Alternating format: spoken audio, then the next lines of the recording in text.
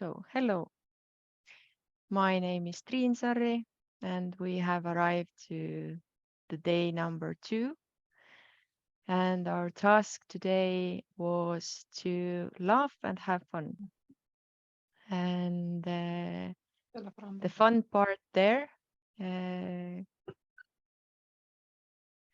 is why would we even need a challenge for that, right? Uh, it's because us grown-ups, we tend to be too serious. We tend to be too caught up with everyday challenges, everyday tasks, obligations, and whatnot, and we do forget to laugh. So I did a little Google research, and I looked up the word joy. And it turns out that nowadays we are using the word joy or enjoy twice as little as we used to do 200 years ago. So my question would be, are we have we become more serious? Or it could also be that we're using other words, but why are we not using this word joy as much as we used to do 200 years ago?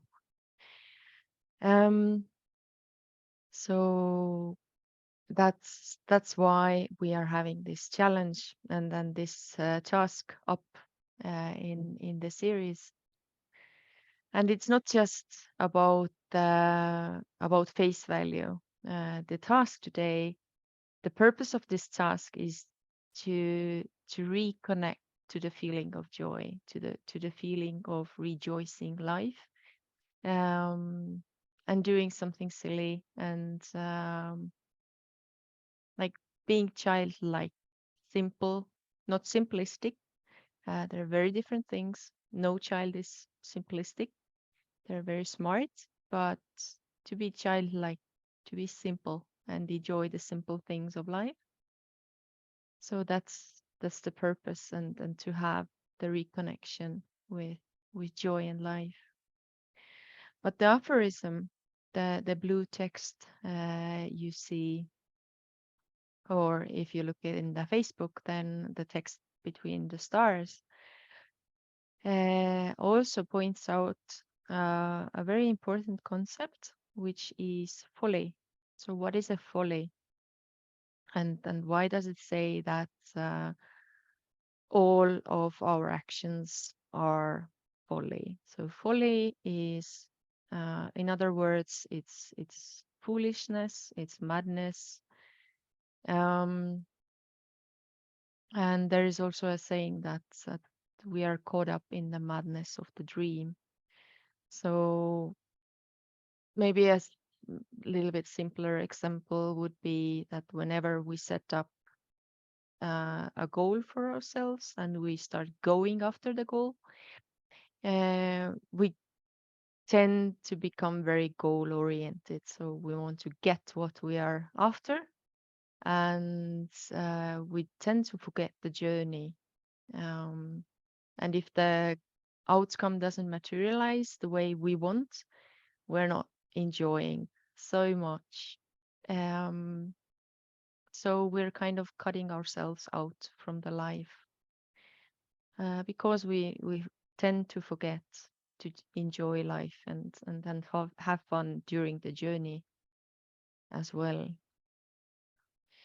And this concept, the concept of folly, for me, it's the most difficult concept of those teachings of this challenge. And every time I touch upon this concept, again and again, I learn something new. So, for example, yesterday we had a reading group session uh, um, in the school, and we were discussing a very different concept. So it's a concept of being Mr. Nice Guy, or just a nice guy. And the word nice also. We looked up the history of the word, and its original meaning in English is stupid. It comes from Latin, nescius, which means ignorant, uh, not knowing.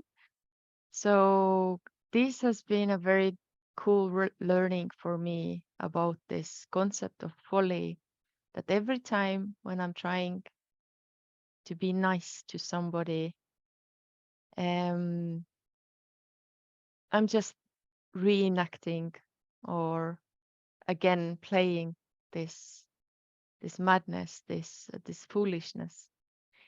And by nice, I don't mean kind. I think those words have been used interchangeably. It makes sense to divorce those words from each other. So by nice, I mean like, you know, for example, my own personal example again, it makes me really mad when kids are not eating the meals that we have cooked for them, and we have to throw away food. And when I'm nice, I'm not saying anything. I'm just grumpy. I throw away the food, but I'm not saying anything to them. So this is what I mean by being nice. I can also be kind in the same situation, uh, and I can kindly say that, hey, this is not working for me. We need to relook. Let's see what you like, what you don't like, and what are the agreements around meals. Uh, but I'm not nice.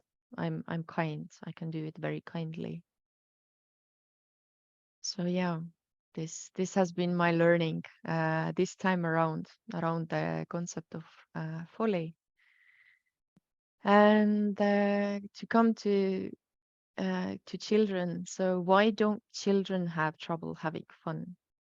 Like, what's the change in adults?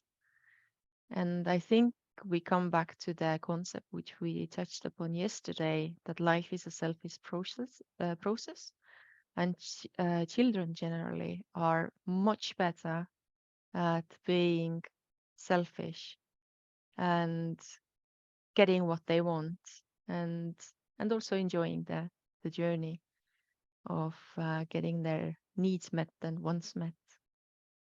So I think that's why they don't have so much trouble having fun.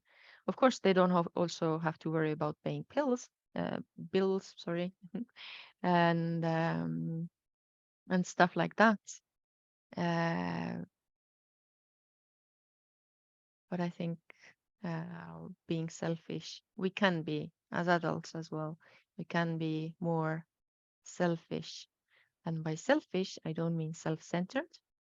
They are also two different things.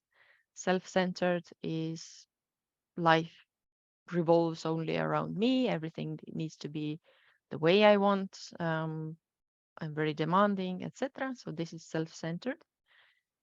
Selfish is I'm taking something out of the process.